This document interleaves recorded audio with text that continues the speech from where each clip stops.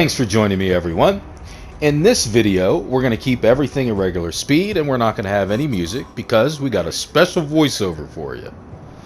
And that is the High Sorcerer.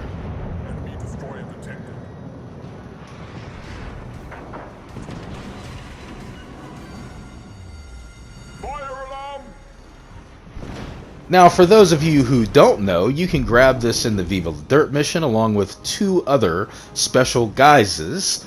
Every time I say that, I want to say this guise. But I would like for you to hear that and give you an in-depth review of Hyuga.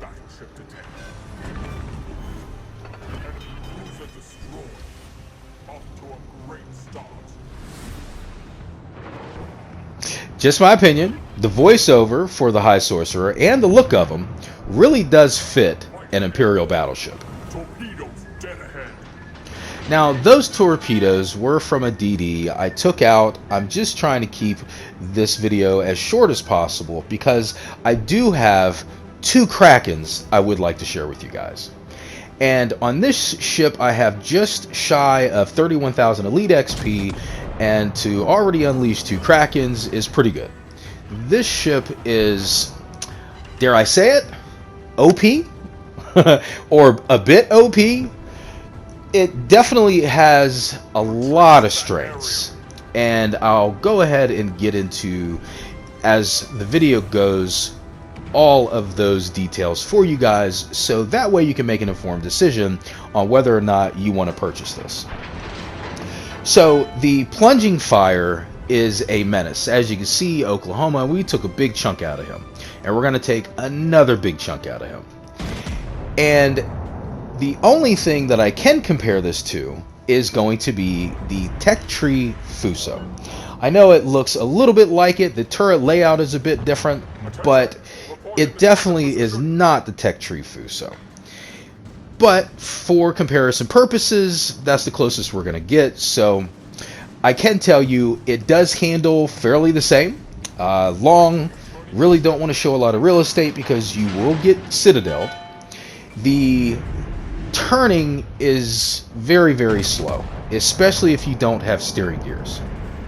So I can tell you, without steering gears, you're at 15.8 second rudder shift. With steering gears, you're at 12.8 second rudder shift. I know it might only say 3 seconds, but I can feel it when I'm playing, and it really does make a difference. The AA rating is at 47. And with you playing at tier 5, you really are going to be coming into a bit more carrier play. So try to stick around other battleships. Now, as you can see in this salvo, I mean, that battleship, if you look on the mini-map, is fairly angled. And we still got 2 citadels and penetration.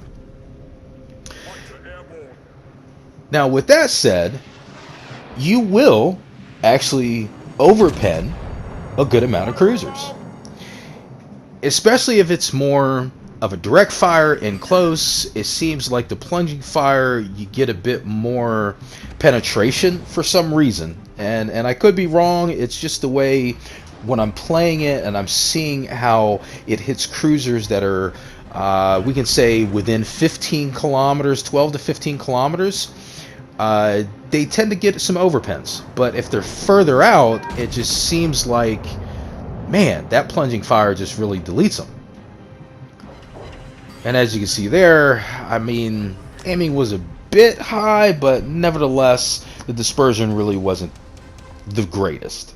So it really is going to be a dispersion build for sure.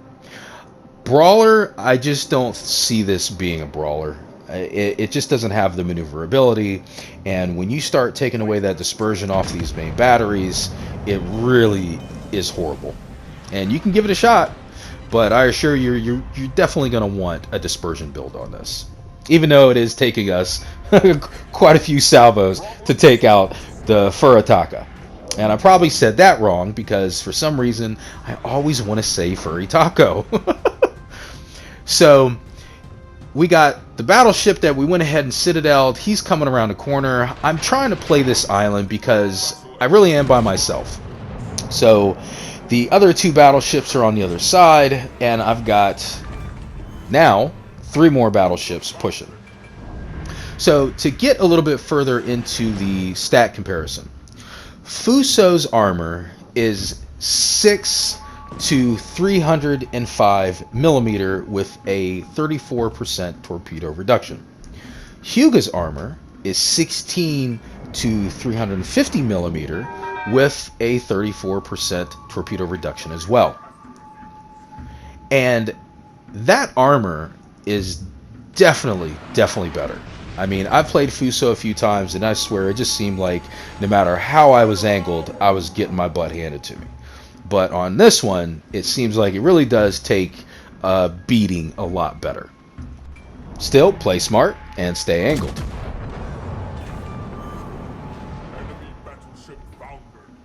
Ah, that is awesome. That just looks so cool. The rounds coming overhead, being that close, the muzzle flash, the smoke, and the tracers, that look great.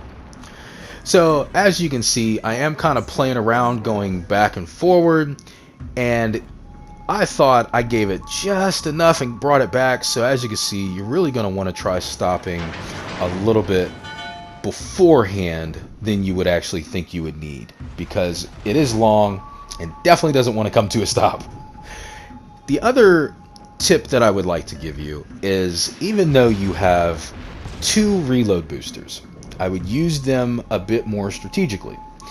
Even though, yes, I secured the first blood medal, and I made sure that Oklahoma didn't get so far away that he was going to go hide in the back, if I would have saved the first one, there's a good chance that I wouldn't have been able to take out Koenig, because as you can see, we took 17,000 damage, and I would have been able to burn that reload and hopefully got him taken out. But nevertheless, we do get another round off, and we're going to get him as close to death as feasibly possible before we ourselves die.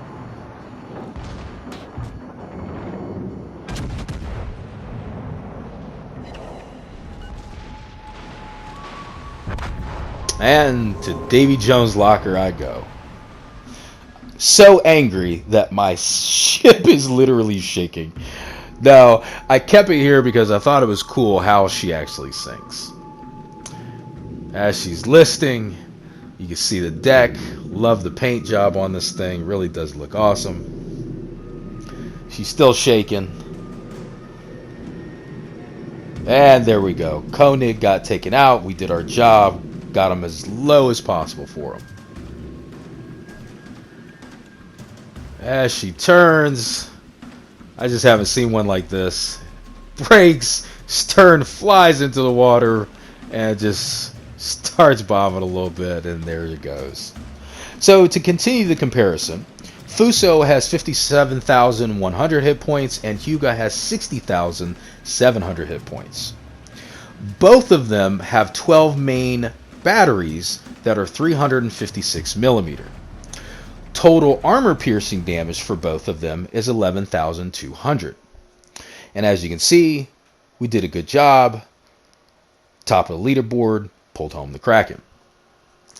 Now, in this next one, I was actually going to have it completely separate on its own, because in the beginning, as you can see, first blood, we got a dev strike.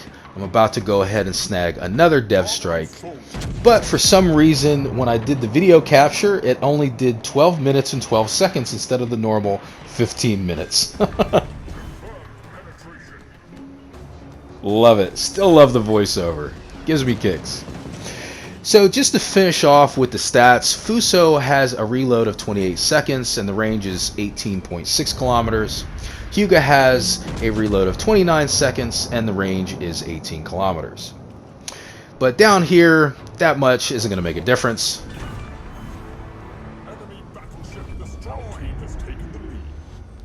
Goodness. As you can see, I mean, that just went ahead and sent his butt right to port. I love it. That is awesome. So Hyuga does feel more accurate. So that, combined with a bigger health pool, better armor, and 2 reload boosters, makes this thing, again, dare I say it, a bit OP. So, buyer beware. They could nerf it. And then again, they may not. But if they did, I think they would just try to nerf the dispersion a bit and make it a little bit less accurate, more in lines with Fuso. Enemy cruiser destroyed. There are a couple things that actually give me hope that they will not nerf it. One being that I have not been able to Citadel Bayern. Even when he was up close running broadside, still didn't get it. We didn't get Omaha in the first one because he started angling in. And I'm just thinking maybe because of that, along with Tier 5 is not exactly where everybody is running to play. Most people want Tier 7 along with Legendary, and I've actually seen some reviews on the ship stating just that. Like, it's not their cup of tea because it's not Tier 7 or Legendary. Me, I like all tiers except 1, 2, and 3. That does feel a bit like seal clubbing.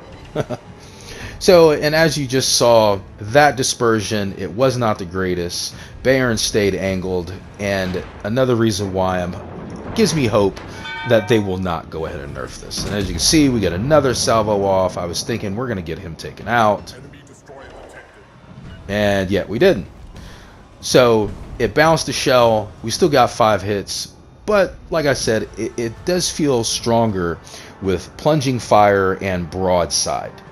So hopefully that's where the balance is, and if you stay angled, and especially in a Bayern, you should be okay. Just don't show your broadside, because it will punish you. And we didn't get it. But I was trying so hard for that 6th kill that I went ahead and tried my darndest not to get sunk by this DD. Tried to play it nice and smart, taking it slow around the island.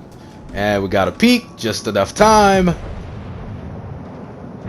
And we got that 6th kill and fireproof. So, there you have it. Let's jump into the ship and commander setup for you guys. Hyuga was birthed in this port, so it definitely feels good to be able to do a final review in that exact same port before losing it to the next campaign. And as you can see, man, that really is a good looking port, especially for that great looking ship. On to the upgrades. I did go aiming systems, that way I could get that 7% dispersion on the main battery. And as I stated, I did go steering gears, so that way I can get that rudder shift.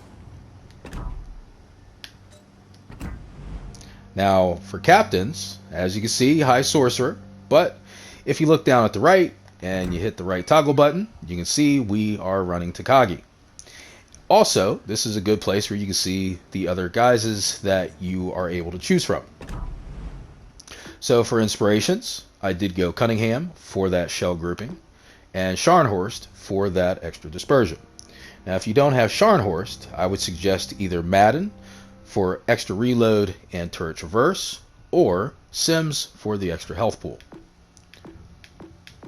Tree skills, I went Flammable Cannoneer, Gyrating Gilbrits, Marksmanship, Reaching Out, and Will to Rebuild, because that is definitely great for his base trait.